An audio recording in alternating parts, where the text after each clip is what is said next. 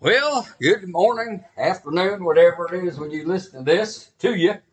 Uh, this is the Wild Preacher, Calvary Baptist Church, Hiwasse, Arkansas. We continue, Lord willing, on our study in the book of Ecclesiastes. Novelist, essayist, I don't know how you say it. Anyway, he's a farmer. He's writes different things. His name's Wendell Berry. And I guess this microphone is set up right. I don't know. Let me move it over. Really organized here this morning, ain't we? Anyway, woo! This is his name's Wendell Berry. Came across the plot of Maximilian Sunflower, and anyway, a nearly 10-foot tall plant native to the Midwest. One particular plant was growing alone, disconnected from the community of the other sunflowers. And Wendell Berry observed that although this solo, individualistic plant was growing pretty tall, he said it wasn't healthy. And the blossoms, for example, they were thick and heavy, so heavy that the branches were starting to strain and break under the weight. And anyway, Berry noted this. He said, in one sense, the plant had succeeded as a solo plant. After all, it was growing and it was unusually tall. But unfortunately, it had completely failed in its intended purpose as a Maximilian sunflower. He said these plants only thrive and give life as they grow in a community, not in isolation. We could say that achieving successful success by ourselves, in other words, as an individual, is a failure, okay? And it is just the way it is. Man was never meant to live solely alone, even in the garden, in a perfect environment with a sinless man. God said it's not good for Adam to live alone. I mean, that was before the fall. So we've got the vanity is intensified when we live without companionship. And that's in Ecclesiastes 4, verses 4 through 16. Okay? So let's just look at this. The manager who was without companionship in chapter 4, 4 through 6. Now, this manager is a competitor. He's dominated by his work. Verse 4 says, I have seen that every labor, well, that word labor means to toil. It means to engage in heavy, all-consuming labor. It actually pictures one who's completely devoted to his work. And in other words, his work is such a priority that it consumes all of his time, all of his energy. I guess today we would call such a person, workaholic. And anyway, rock star David Bryan, I guess is how you say it, Bryne, co-founder of the Talking Heads, Golden Globe and Academy Award winner, said this. He said, I might be a workaholic. A lot of it is a way of dealing with other parts of living that I don't feel as comfortable with, such as relating to human beings.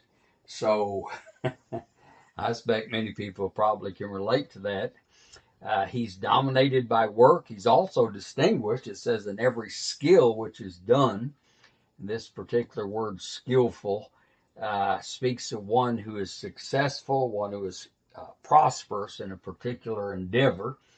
And since he has given himself over completely to his work, obviously he's become good at the work he does. He's also disliked. It says here is the result of there's my phone anyway, is the result of a rivalry between a man and his neighbor. The Theological Workbook of the Old Testament says this: the verb expresses a very strong emotion. In a derogatory sense, it denotes hostility and a disruptive passion. It may be helpful to think of this word as a zeal for another's property or status. Kind of like Joseph's brother, who, remember, his brothers hated him because of his success. Just go over there, Genesis 37, 11, so forth. Proverbs 27:4 says, wrath is cruel and anger a torrent, but who is able to stand before jealousy? So this guy, he's successful, but nobody likes him. And I reckon part of the reason is because he is so successful. I ought to be deeply loved then. Anyway, he is dissatisfied. It says this too is vanity and striving after the wind. You know, he can live with those who dislike him. In fact, he probably expects it. But what's so hard is the fact that in spite of all his works, he's not satisfied. It's interesting. A study of 1,733 executives asked the question, if you could start your career over in a completely different field, would you? Well, 51% said yes, 24% said maybe, and only 25% said no. So in other words, 75% weren't really satisfied. Judas Virus said this. He said, I'm finished. I've finished 6 pillows and needlepoint, and I'm reading Jane Austen and Kant, and I'm up to the pork with black beans in my advanced Chinese cooking. I have to struggle to find myself, for I already know what I want, and I want to be healthy, wise, and extremely good looking. He said, I'm learning new glazes in pottery class. I'm playing new chords in guitar. And in yoga, I'm starting to master the lotus position. I don't have to ponder priorities, so I already know what they are to be good looking, healthy, and wise. I'm improving my serve with the tennis pro. I'm practicing verb forms in Greek. In primal screen therapy, all my frustrations are vented. I don't have to ask what I'm searching for, since I already know what I seek, to be good looking, healthy, wise, and adored and contented. Because I've bloomed in organic gardening, and in dance I've tightened my thighs, and in some consciousness raising, there's no one around who can top me. And I'm working all day, I'm working all night to be good looking, healthy, and wise, adored and contented and brave and well read. And then she says, won't somebody please stop me? Well, you can fill your life with activities, but activities won't satisfy. Anybody knows that. So the manager, he is a competitor. And notice this manager also is not complacent. Verse 5, you have here 2 extremes. You know, at least the workaholic can say that he's not just sitting around doing nothing, okay? He's not stupid. Notice it talks about the fool in verse 5. The complacent, he says, are stupid or silly. He's not slouchful. Notice it says that the fool folds his hand, meaning he has no ambition, for work. He's in fact lazy, irresponsible, and today we're kind of an entitled society. We think that everybody ought to give us everything. Notice he's not suicidal like the fool. It says, and consumes his own flesh. So the complacent, in other words, are like a man cutting out his own heart and eating it for lunch. And one thing about the workaholic, he's not complacent. And this, of course, is to his credit. But as we shall see, he's still not satisfied, okay? And notice this manager is also not contented either. Verse 6, it says, 1 handful of rest is better than 2 fists full of labor and striving after the wind. And so here is kind of an appeal for balance. Contentment comes from being responsible.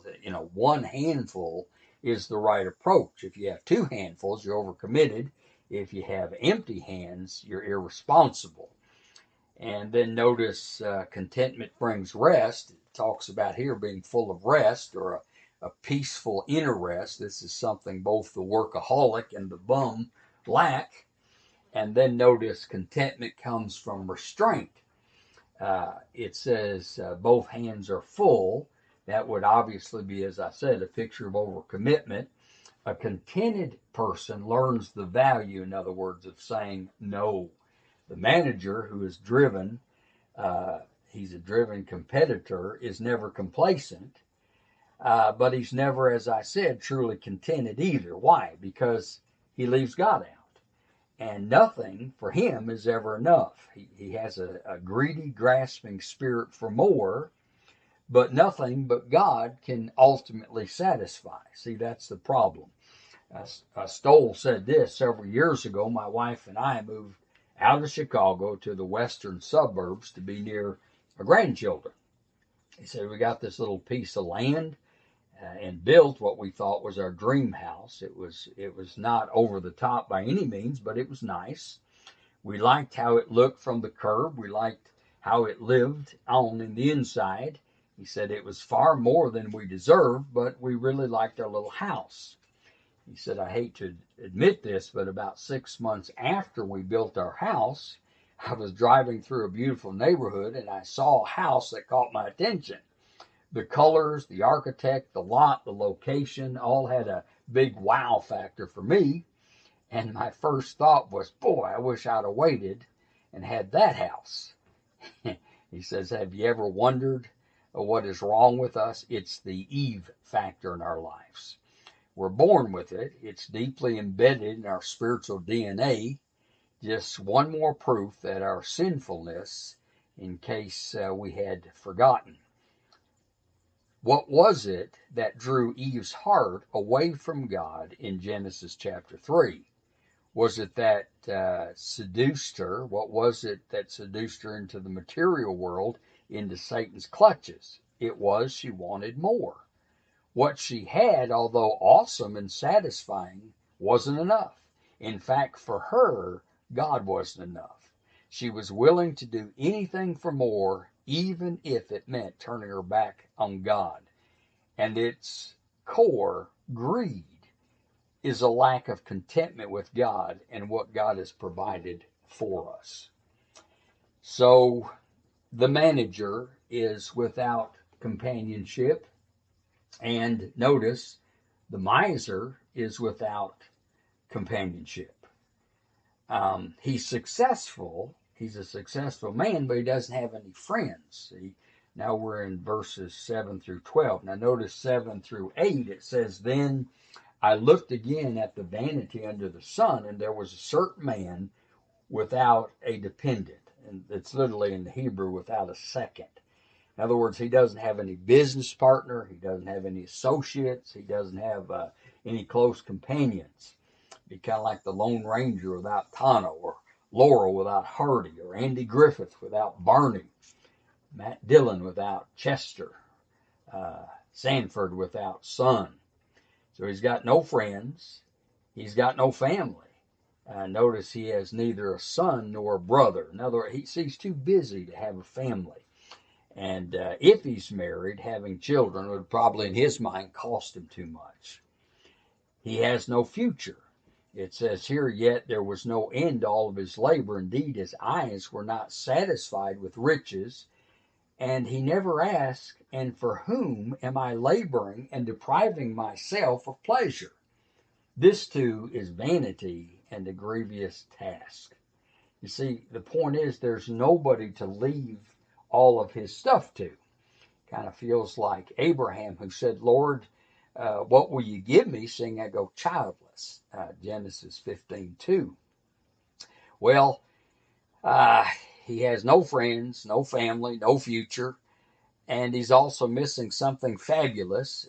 Now, chapter 4, verse 9 through 12, notice companions bring productivity. Verse 9, 2 are better than 1 because they have a good return for their labor. That just makes common sense. And then notice companions bring provisions. And that's verses 10 through 11. He says, for if either of them falls, the one will lift up his companion, but woe to the one who falls when there is not another to lift him up. Furthermore, if two lie together, they keep